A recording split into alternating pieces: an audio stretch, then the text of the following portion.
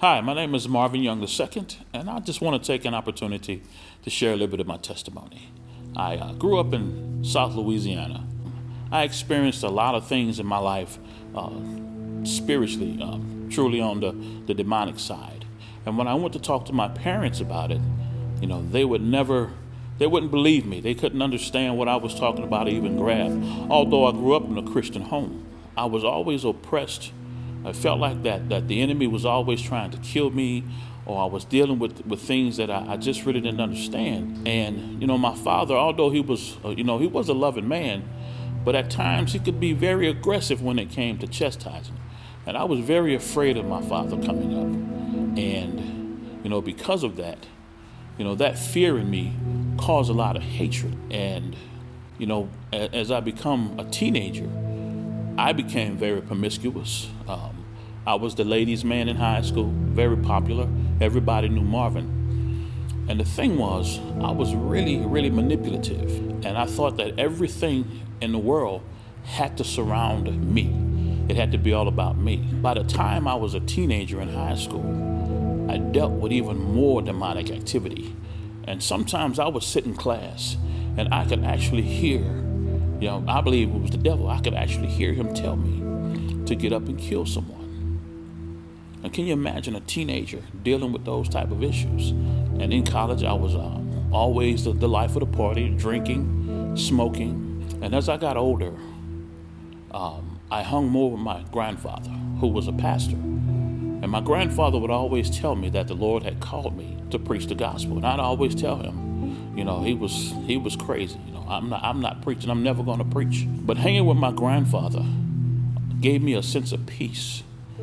And he was the only one in my life at that time that I could really, really trust. And as I began to expose some of the things in my life to my grandfather, he would always tell me, you have to forgive them. No matter what they did to you, you have to forgive them. And I'm like, nah, I'm not going to forgive them. They hurt me too much. They hurt me too bad.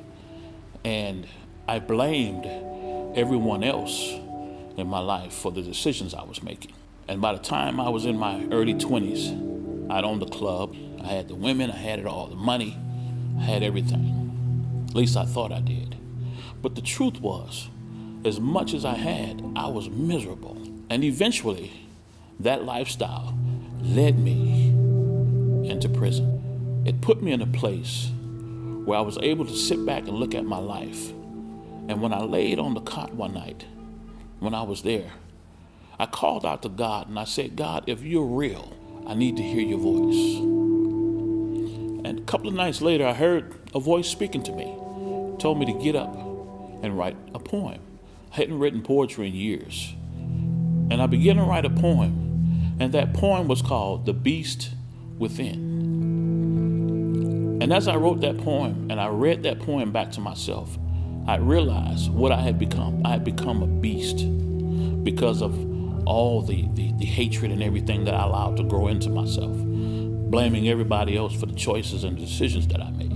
And I realized it was all my fault because the only thing I had to do was really listen to my grandfather years ago and give my life to Christ. And as I read that poem, there was a young man came to me and he asked me 3 questions about me.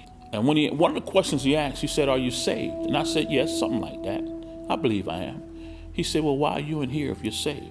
And he read Psalm 91 to me. And I went in my cell and I laid down and I cried. And I cried out to God and I said, "Save me. Help me. I need help. I don't want to be this man anymore. I want to be who you created me to be." And soon after, I gave my life to Christ. And one of the first things I had to do was I had to learn how to forgive all the people that had abused me, misused me, and done things to me that really hurt me in my life. And when I was able to begin to forgive those people, I began to feel myself healing. And I began to write letters to people and tell them, that I forgave them for what they did to me. But more importantly, I began to write letters to people and ask the people that I hurt along my way to forgive me.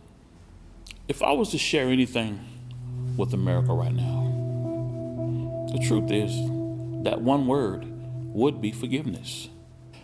You know, when we look at America and we look at the racism battle that's going on, I'll be honest with you, one of the things that bothers me is the fact that it's always, for the majority of the time, it's a black and white issue. The reality is there are issues on every side. And if we can't learn to love one another no matter what color we are, but more importantly, submit to Christ, it's never going to change. When I look at police brutality, yes, it bothers me, it upsets me, because I myself once was a victim of police brutality. I was jumped on and beat up by 8 police officers. But by the grace of God, I'm still here. I learned over a period of time that I had to forgive those that hurt me if I'm going to be a disciple of Christ. So the only way things are going to change in America is if we really, really give our lives to Christ and allow Him to work in our hearts, again, to forgive one another. Yes, it's been going on for centuries, hatred and bitterness and hurt. But to get beyond it, we have to learn to forgive. That's when you're able to love.